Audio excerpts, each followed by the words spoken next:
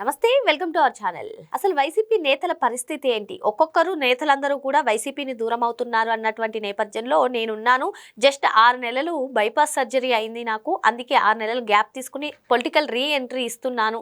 ఏదేమైనప్పటికీ కూడా జగన్మోహన్ రెడ్డి ముఖ్యమంత్రి కాబోతున్నారు 2029లో. సో నేను అహర్నిశలు పనిచేస్తానని కొడాలి నాని ఓ పక్క, మరో పక్క చూసుకున్నట్లయితే రౌడీ షీటర్ బోరుగడ్డ అనిల్ కుమార్ నాకు అన్ని కూడా జగన్మోహన్ రెడ్డి గారు చేశారు, జగన్మోహన్ రెడ్డి వల్లే నేను బయటకు వచ్చానన్నటువంటి నేపథ్యం. అసలు బోరుగడ్డ అనిల్ మా పార్టీయే కాదు అంటూ వైసీపీ నేతలు ప్రచారం చేయడం, అసలు ఏంటి వైసీపీ పరిస్థితి ఏ విధంగా ఉండబోతుంది తెలుసుకునే ప్రయత్నం చేద్దాం. దీన్ని విశ్లేషించడానికి మనతో పాటుగా ఉన్నారు పొలిటికల్ అనలిస్ట్ నూకరాజు నాయుడు గారు. నమస్తే సార్. నమస్కారం అమ్మ. ఏంటి సార్, ఇటీవల కాలంలో జగన్మోహన్ రెడ్డి వైసీపీ నేతల మీద ఫైర్ అయ్యారు. స్క్రిప్ట్ అంతా కూడా ఏదో రకంగా ఇస్తున్నారు, నన్నే బకరాన్ చేస్తున్నారు అన్నట్టుగా కథనాలు వినిపించాయి. ఇప్పుడు చూసుకున్నట్లయితే బోరుగడ్డ అనిల్ ఇష్యూ ఓ పక్కన, మరో పక్కన నేను రీ ఎంట్రీ ఇస్తున్నాను, అహర్నిశలు పనిచేస్తాను, 2029లో జగన్మోహన్ రెడ్డిని ముఖ్యమంత్రి అయ్యే వరకు పనిచేస్తానని కొడాలి నాని ఓ పక్క.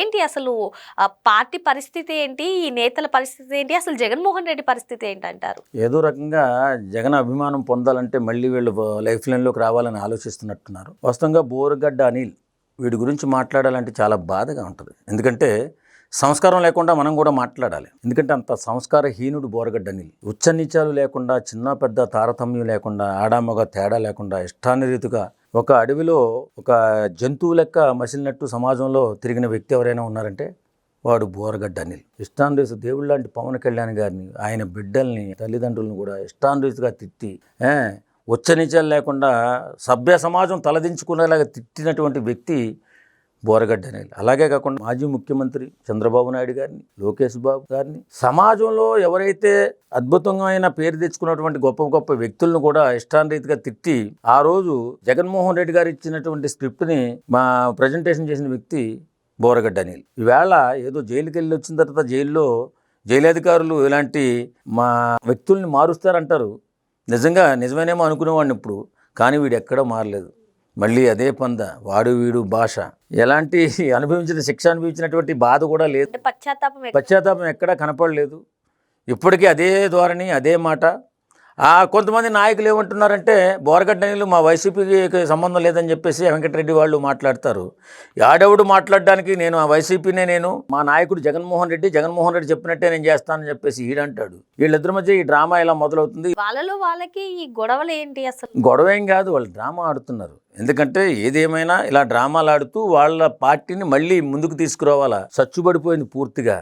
ఎక్కడ ఎలాంటి పేరు ఇది లేదు. ఎందుకంటే ఎక్కువ ఆర్థిక నేరస్తులు ఆ పార్టీలో ఉన్నారు. అంటే ఇది ఒక స్ట్రాటజీ అంట. అవును, ఖచ్చితంగా స్ట్రాటజీ అన్న. ఎందుకంటే అదొక ప్లాన్, రాజకీయ ప్లాన్ అంటారు దీన్ని. లేకపోతే బోరుగడ్డ అనిల్ రిలీజ్ అయినట్టునే మా నాయకుడు నాకు అన్ని చూసుకుంటున్నాడని ఈయనంటాడు, అసలు మాకు సంబంధమే లేదని వాళ్ళు అంటారు. అసలు బయటకు వచ్చిందే జగన్మోహన్ రెడ్డి వల్ల అంటారు. మరి న్యాయస్థానాలు దీనిపైన స్పందిస్తాయంటారా? ఖచ్చితంగా న్యాయస్థానాలు కొన్ని పరిధులు దాటకూడదని చెప్తాయి. కానీ ఈయనకి ఏం చెప్పిందో, మరి ఏం కండిషన్ పెట్టిందో నాకైతే తెలియదు. కానీ ఏం కండిషన్ పెట్టినట్టుగా లేదు. ఇది అడవిలో మృగంలాగా ఇంకా అలా తిరుగుతానే మళ్ళీ వచ్చిన తర్వాత కూడా అలాగే మాట్లాడుతున్నాడు. ఇప్పటికీ కూడా మారతాడేమో, ఆ బుద్ధి మార్చుకున్నాడేమో అనుకుంటే లేదు, మళ్ళీ సేమ్ పాటే పాడుతున్నాడు. కాబట్టి వీడికి మళ్ళీ తప్పనిసరిగా రెండో విడత కూడా పనిష్మెంట్ ఉంటుందేమో అనుకుంటున్నాను. అలాగే కొడాలి నాని గారు మరో పక్క బూతుల మంత్రిగా పేరొందారు కొడాలి నాని గారు. మరి ఇప్పటి వరకు చాలా సైలెంట్ గా ఉంటే చాలా మంది పార్టీ కూడా మారిపోతున్నారు అన్నారు. అంటే మళ్ళీ ఏదో స్క్రిప్ట్ ఇస్తాడుగా జగన్మోహన్ రెడ్డి, ఇవ్వకపోతే మళ్ళీ వీళ్ళకి మనుగడ ఉండదు కదా. కాబట్టి ఇప్పుడు ఎలాగా బోరుగడ్డ అనిల్ వచ్చాడు, నువ్వు కూడా తగులుకో, ఇద్దరు కూడా మళ్ళీ పేరులోకి రండి, ఇద్దరు మంచి పేరు సంపాదించండి, పోరాటం చేయండి అని చెప్పి ఏదో చెప్పుంటాడు. ఆ ప్రకారం లేకపోతే జగన్మోహన్ రెడ్డి మళ్ళీ సీఎం అవడం ఏంటమ్మా? అసలు ఏమన్నా తలకాయ ఉందా? వాస్తవంగా మన ఆంధ్రప్రదేశ్ ప్రజలు ఏం చేశారు, 151 సీట్లు ఇచ్చి రాజన్న బిడ్డ అతను ఎక్కడో ఒక చోట రాజకీయ అవగాహన ఉండుంటుంది, తెలుసుంటుందని చెప్పి 151 సీట్లు ఇచ్చి ముఖ్యమంత్రిని చేస్తే బుర్ర లేకుండా, బుద్ధి లేకుండా సంక్షేమ పథకాలను నమ్ముకుని అభివృద్ధిని వదిలేసి బిడ్డల భవిష్యత్తు సర్వనాశనం చేసిన వ్యక్తి జగన్మోహన్ రెడ్డి. అలాగే దోపిడీ, అన్ని రంగాల్లో దోపిడీ. లిక్కర్ స్కామ్ 3200 కోట్లు లిక్కర్ స్కామ్. అలాగే మైనింగ్స్, ఇంకా స్కామ్కు లేదు, ఏ స్కామ్కు లేదు అనర్హం అన్నట్టుగా దోసేసి రాష్ట్రాన్ని సర్వనాశనం చేసేసి ఇంట్లో కూర్చుని బటన్ నొక్కివాడు. అది కొంతమంది కడుపు నిండిన వాళ్ళకి, కొంతమంది కడుపు నిండిన వాళ్ళకి కూడా ఏదో పంపించాడంతే నామకహ.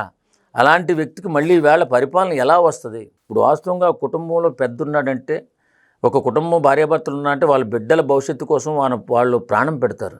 అలాంటి తల్లిదండ్రులు మరి ఇలాంటి వాడిని ఎందుకు నమ్ముతారు? బిడ్డల భవిష్యత్తు కోసమే కదా మనం అందరూ ఎదురు చూసేది. ఇప్పుడు నేనే ఉన్నాను, నాకు ఒక 3 పిల్లలు ఉన్నారు. నా బిడ్డలు భవిష్యత్తు ఏమిటి? వాళ్ళకి ఉద్యోగాలు రావాలి, చక్కగా చదువుకోవాలా, ఉద్యోగాలు రావాలి. ఉద్యోగం రావాలంటే మన నాయకుడు నిబద్ధతతో పనిచేసి అభివృద్ధి చేయాలా. అభివృద్ధి చేత కాలేదు, అభివృద్ధి చేయడు, తెలియదు. రవాణా వ్యవస్థనే బాగుపరచినోడు ఫ్యాక్టరీలు ఏం కడతాడో, ఐటీ కంపెనీలు ఏం కడతాడు. కాబట్టి బిడ్డల భవిష్యత్తు గురించి ఆలోచించి ఏ ఒక్కరూ కూడా అతనికి ఓటేయరు. ఓటేయకపోతే ఎలా గెలుస్తాడు? గెలిచే అవకాశం ఎక్కడి నుంచి వస్తుంది? పరిపాలన దక్షత లేదు, పరిపాలన చేయాలని పరిపాలన అంటే ఏటో కూడా తెలియదు. ఆయన ఆ పరిపాలన 5 సంవత్సరాలు ఉన్నప్పుడు ఆ ఇంట్లో ఉండి ఆ బటన్ నొక్కాడు తప్ప ఎప్పుడు బయటకు వచ్చాడమ్మా? కనీసం అభివృద్ధి పైన ఏదన్నా చిన్న మన విలేకరుల సమావేశాన్ని ఏర్పాటు చేశాడా? లేదు. అలాంటి వ్యక్తిని ఇవాళ కొడాలి నాని వచ్చి మళ్ళీ జగనన్న ముఖ్యమంత్రి చేస్తారని చెప్తుంటే నవ్వుకుంటున్నారు, కొడాలి నాని వచ్చి చెప్తుంటే. అలాగే మా బోరగడ్డ అనిల్ కూడా ముఖ్యమంత్రి చేస్తాడంట. చాలామంది నవ్వుతున్నారు వీళ్ళని చూసి. ఏదో పేరు సంపాదించుకోవాలి. ఇప్పుడు మళ్ళీ వైసీపీ పార్టీని చెడుగానో మంచిగానో ముందు లైఫ్ లైన్లో పెట్టుకోవాలని ఆలోచన చేస్తున్నారు. ఇది మాత్రం జరగదు. అంటే ఇప్పుడు ఒక పార్టీ నాయకుడిగా ఉన్న అటువంటి సమయంలో ఇటువంటి రౌడీ షీటర్స్ కానివ్వండి, లేదంటే బూతుల మంత్రిగా వ్యవహరించినటువంటి వాళ్ళకి కానివ్వండి, అంత ప్రిఫరెన్స్ ఇవ్వడాన్ని ఏ విధంగా చూడాలండి? తెలుగు తక్కువతనం అమ్మా. ఇప్పటికీ కూడా చూడు, వైసీపీ నాయకులు రప్ప అంట తిరుగుతున్నారు. నిజంగా ఎవరైనా పెడతానంటే వస్తారు కానీ కొడతానంటే ఎవరైనా వస్తారా? మీకు ఏదైనా హెల్ప్ చేస్తానంటే గెలిపించుకుంటారు కానీ మిమ్మల్ని నాశనం చేస్తానంటే ఎవడైనా గెలిపించుకుంటాడా? ఈ మాత్రం బుర్ర కూడా లేదు వాళ్ళకి. వాళ్ళు అసలు ఎలా గెలుస్తారు నాకు అర్థం కాదు. వాళ్ళ నాయకుడి కంటే బుర్ర లేదు, వీళ్ళకన్నా బుర్ర ఉండాలి కదా. సమాజంలో తిరుగుతుంటారు కదా, వాళ్ళ నాయకుడు అంటే ఎప్పుడు సమాజంలో తిరగలేదు కాబట్టి ఏం తెలియట్లేదు. తెలియలేదు, తెలివితేటలు లేక వీళ్ళ రాష్ట్రాన్ని అధోగతి పాలు చేశాడు. వీళ్ళ చంద్రబాబు నాయుడు గారు వచ్చి బాగు చేసుకుంటున్నారు. పక్కన పెట్టండి, చంద్రబాబు నాయుడు గారు, పవన్ కళ్యాణ్ గారు అద్భుతంగా పరిపాలన చేసుకుంటూ ముందుకెళ్తున్నారు. ఈవేళ వీళ్ళ ఆలోచన కలగంటున్నట్టుగా మాట్లాడుతున్నారు. మరి 2029లో జగనన్నే వస్తాడు. ఇదే ఎలా వస్తాడు? పని చేతగానోడికి ఎవడన్నా పనిస్తాడా? పని చేయడం చేతగానోడికి ఎవడన్నా పనిస్తాడా? ఎవడు కదా. అలాగే పరిపాలన చేతగానోడికి ఎవడు పరిపాలన అంతే అప్పగిస్తాడు. కాబట్టి వీళ్ళు ఇలా కలగంటూ ఉండడమే. వీళ్ళ కలలుగానే మిగిలిపోతాయి. జగన్మోహన్ రెడ్డి అనేవాడు తన జీవితంలో మళ్ళీ రాజకీయాలలో ముఖ్యమంత్రి పదవిని అలంకరించే అవకాశమే లేదు.